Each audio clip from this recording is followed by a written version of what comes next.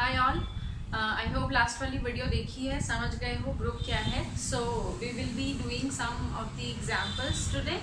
And example से पहले एक छोटी सी डेफिनेशन है about a very special kind of group जिसको हम कहते हैं abelian group. Abelian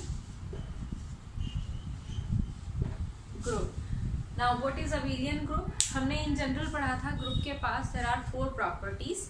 One is the group is closed under the binary operation. Second, the binary operation is associative. Third, there exists an identity element in the group. Fourth, there exist inverses for each and every group member. Right? Now the fifth property which makes the group an abelian group is the commutative property. Commutative property of the operation. That is, commutative property का मतलब A star B should be equal to B star A for all A and B belongs to the group G.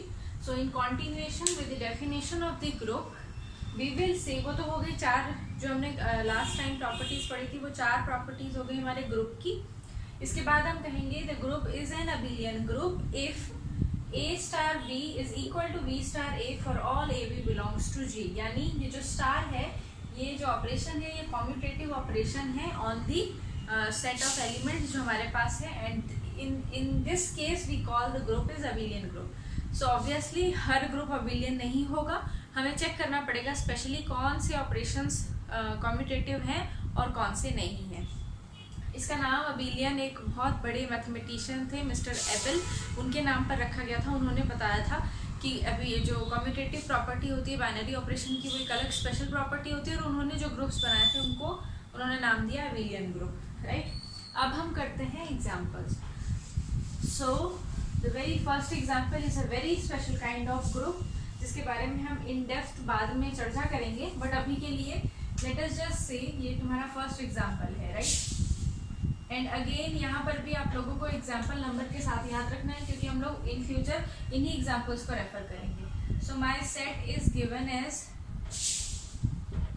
Actually my set consist of these four elements plus minus one plus minus iota and the operation given is complex multiplication. Complex multiplication का मतलब क्या होता है? Complex theory में हमने पढ़ा था complex multiplication. Complex numbers ऐसे दिखते हैं a प्लस आयोटा b.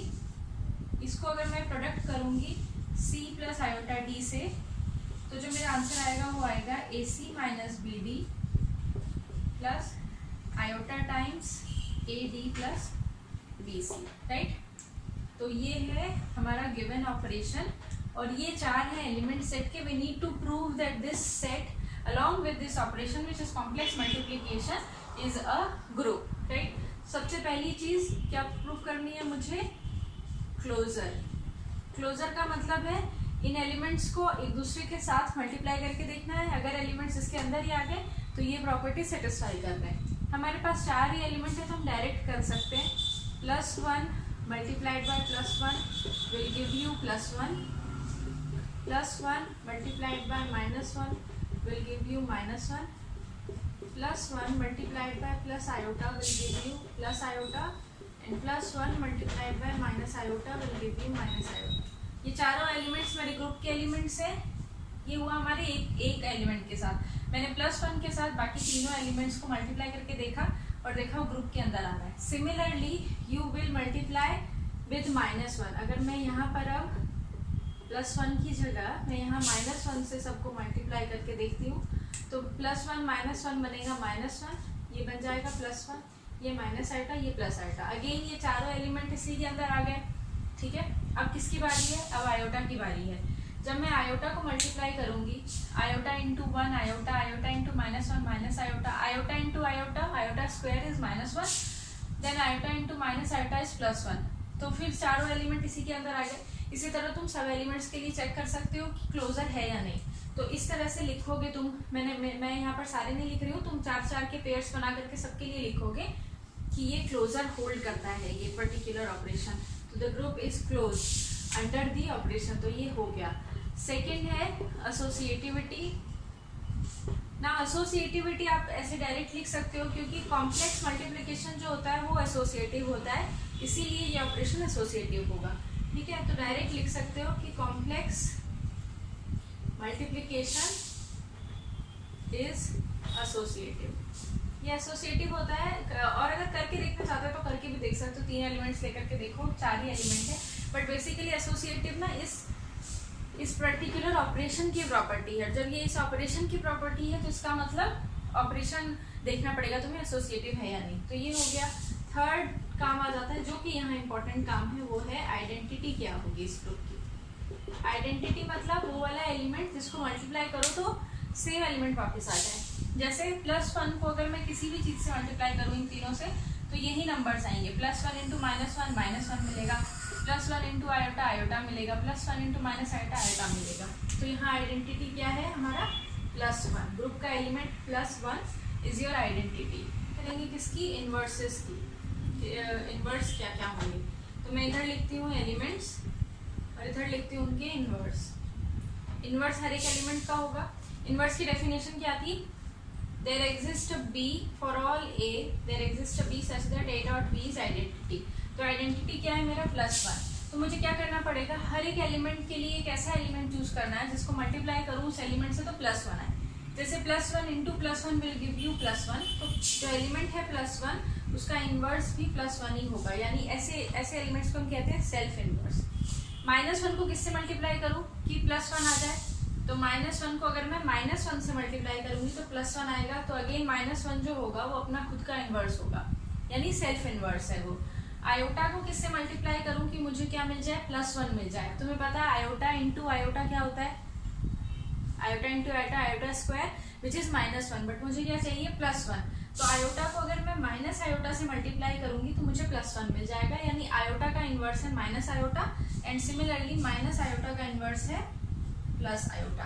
तो ये हो गए मेरे एलिमेंट्स और ये हो गए उनके इनवर्स। ठीक है, तो गिवन अ सेट, इसमें सिर्फ 4 ही एलिमेंट थे।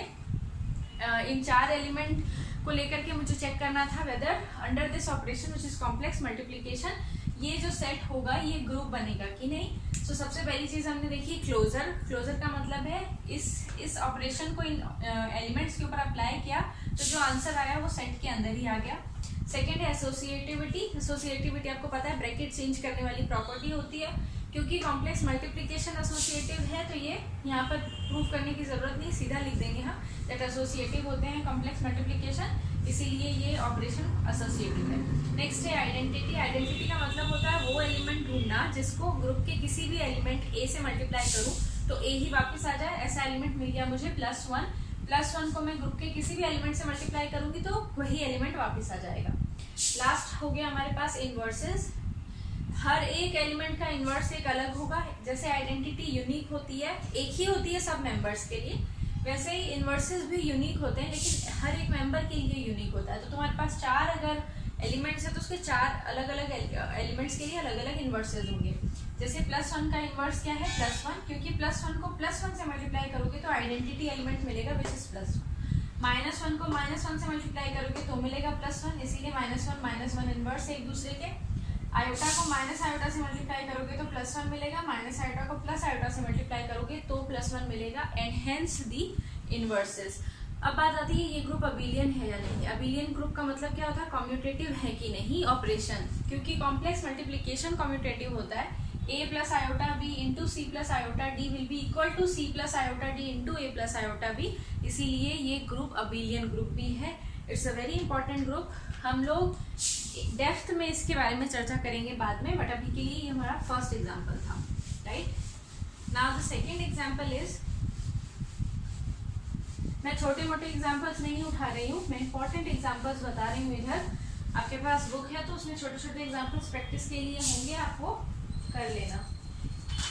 So the second example is, second example में मेरा जो सेट गिवन है वो है the set of all 2x2 matrices of such that the entries belongs to the set of real number and the operation given is matrix addition. Matrix addition. Addition. Matrix addition कैसे करते हैं हम? Term wise add करते हैं। इस अगर इसको notation में लिखें तो से two matrices you are having and you have to add them, तो जो रिजल्टेंट आएगा वो कुछ ऐसा आएगा। हम एंट्री वाइज ऐड कर देते हैं, ठीक है। अब मुझे इसके लिए प्रूव करना है अगेन क्या 4 प्रॉपर्टीज प्रूव करनी है? क्लोजर, एसोसिएटिविटी, इनवर्स और आइडेंटिटी। क्लोजर होगा ये क्योंकि ऐसे वाले एलिमेंट्स जो होंगे, क्लोज होने का मतलब क्या है? जब हमने वो अप्लाई किया, सपोज ये दोनों एलिमेंट्स मेरे एस के एलिमेंट्स थे, ठीक है। से दिस इज ए, इसको ए बोलो, and this is B, where A B belongs to the set S. जब मैं इनको ऐड करूंगी तो ये रियल नंबर्स है ना, ए एम एन सब रियल नंबर्स हैं। दो रियल नंबर का सम क्या आएगा? Real number. तो A M, A plus M, B plus N, ये सब एलिमेंट्स रियल नंबर में चले जाएंगे। तो हेंस ये जो होगा ये मेरा सेट के अंदर चला जाएगा, and hence the set is closed under the operation. Next is associativity. Addition जो होता है वो एसोसिएटिव होता है बाय डिफॉल्ट, तो हम कहेंगे एसोसिएटिव है ये particular operation on this set. तीसरा आ जाता है आइडेंटिटी। अब इसमें क्या तुम्हें देखना है? आइडेंटिटी के लिए क्या करना है तुम्हें एक ऐसा एलिमेंट ढूंढना है। Suppose I call them as E1, E2, E3, E4 such that जब मैं ऐड करूँ ना इसको और इसको, तो मेरे पास यही एलिमेंट वापस आ जाएगा, ए बी सी डी ही वापस आ जाएगा। तो और ये कहाँ से होने चाहिए? E1, E2, E3, E4 कहाँ बिलोंग करने चाहिए? E I belongs to the set of real number for I 1 to 4, right. तो मुझे क्या ढूंढना है? एक ऐसा 2x2 मैट्रिक्स ढूंढना है जिसको मैं इसमें ऐड करूं, क्योंकि मैट्रिक्स एडिशन है हमारा ऑपरेशन, ऐड करूं तो मुझे यही एलिमेंट वापस मिल जाए। तो आप बोलोगे मैम इसकी जगह आप 0 0 0 लिख करके देखो। अगर मैं यहाँ पर 0 0 0 लिख देती हूँ, है ना, सब में, तो इसको ऐड करूंगी तो यही आ जाएगा। यानी ये बड़ा पर्टिकुलर जो मैट्रिक्स है मेरा, matrix 2x2 matrix consisting of zeros, ये है मेरी आइडेंटिटी, ठीक है। बहुत इजी था। So your identity is the 2x2 matrix 0। Now inverse कैसे मिलेगा? इनवर्स का मतलब है इस एलिमेंट में, मतलब इस मैट्रिक्स में मैं उस मैट्रिक्स को ऐड करूं तो मुझे 0 मिल जाए। अब ए में मैं क्या ऐड करूंगी कि 0 मिल जाए मुझे? -a। बी में क्या ऐड करूंगी? -b। सी में -c और डी में -d। तो ये जो मैट्रिक्स बनेगा मेरा, हर एक एलिमेंट के लिए ये वाला एलिमेंट जो बनेगा जिसमें सब एंट्रीज पे मैं नेगेटिव साइन लगा दूंगी, वो बन जाएगा इनवर्स। तो क्लोजर हो गया। क्लोजर क्यों हो गया? क्योंकि ये जो टर्म्स होंगी, ये देखो सेट की डेफिनेशन से चेक करना। सेट है 2x2 मैट्रिक्स का जिसकी एंट्रीज कहाँ से आ रही है? रियल नंबर से। अगर ये चेंज हो जाएगा ना तो फिर ये सारी चीजें चेंज हो जाएगी, क्योंकि ये रियल नंबर से आ रही थी, इनका सम रियल ही होगा, इसीलिए ये वाला एलिमेंट भी सेट के अंदर चला गया और हम कहेंगे ये क्लोज्ड है। एसोसिएटिव होता है एडिशन, तो हमें प्रूफ करने की जरूरत नहीं है। आइडेंटिटी हमने देखा कि अगर मैं इन एलिमेंट्स में 0 ऐड करूंगी तो यही एलिमेंट वापस मिल के आएगा, इसीलिए मैंने आइडेंटिटी लिख दिया 0 0 0 0। और इनवर्स के लिए मैंने लिखा है इस एलिमेंट में अगर मैं ये ऐड करूंगी तो मुझे आइडेंटिटी मिलेगा, इसीलिए ये हो गया मेरा इनवर्स हर एक एलिमेंट के लिए। अब यहाँ पर A B C D कुछ भी हो, आपको उसके आगे माइनस लगा करके उसका इनवर्स बना देना है, ठीक है। So this is your second example. Third example is, third example का एक स्पेशल नाम है जिसको हम लिखते हैं GL2R, ऐसे डिनोट करते हैं, ठीक है। General linear group of order 4 होता है वैसे तो, बट ये याद रखो जनरल लीनियर ग्रुप। ये क्या है? It's the set of all 2x2 matrices such that the determinant is non zero, ठीक है। इसमें एक स्पेशल प्रॉपर्टी आ गई है, और जो मेरा ऑपरेशन है वो है मैट्रिक्स मल्टीप्लिकेशन, और ऑपरेशन भी चेंज हो गया है। वहाँ एडिशन था, यहाँ मल्टीप्लिकेशन है, ठीक है। सो ये जो है ये इसको स्पेशल बना देता है। यहाँ हम कह रहे हैं कि जो इनवर्स जो डिटर्मिनेंट है हमारे मैट्रिक्स का वो नॉन जीरो होना चाहिए। अगर मैं ऐसे सारे मैट्रिक्स को इकट्ठा कर लूँ तो वो बनेगा मेरा ये वाला ग्रुप, जिसको मैंने नाम दिया है GL2R, जनरल लीनियर ग्रुप। सबसे पहले देखना है ये क्लोजर होगा कि नहीं। ऑब्वियसली दो मैट्रिक्स को मल्टीप्लाई करोगे तो जो टर्म्स आएंगी वो रियल नंबर्स ही आएंगी। दो मैट्रिक्स जिसका डिटर्मिनेंट नॉन जीरो है उसको मल्टीप्लाई करोगे तो डिटर्मिनेंट नॉन जीरो ही आएगा। सो सबसे पहली चीज़ जो हमें चेक करनी है क्लोजर, उसमें देखो अगर तुम्हारे पास A और B दो एलिमेंट्स हैं हमारे ग्रुप के, डिटर्मिनेंट ऑफ ग्रुप के एलिमेंट है यानी इसका डिटर्मिनेंट जीरो नॉन जीरो होगा दोनों का। अब अगर मैं A और B को मल्टीप्लाई कर दूं और उसका डिटर्मिनेंट निकालूं तो ये हमने प्रॉपर्टी पढ़ी थी डिटर्मिनेंट की, determinant of A into B is determinant of A into determinant of B which is non zero. दोनों का जीरो नहीं है तो ये प्रोडक्ट भी नॉन जीरो होगा। देयरफॉर मेरा जो AB होगा वो बिलोंग करेगा हमारे गिवन ग्रुप में। ठीक है, तो ये होगी हमारी पहली property which is the closure property. क्या क्या हमने दो एलिमेंट लिए हैं कहाँ से, हमारे ग्रुप से, क्योंकि हमारे ग्रुप के एलिमेंट की स्पेशल प्रॉपर्टी की उसका डिटर्मिनेंट नॉन जीरो है तो हमने लिख दिया कि डिटर्मिनेंट नॉन जीरो था।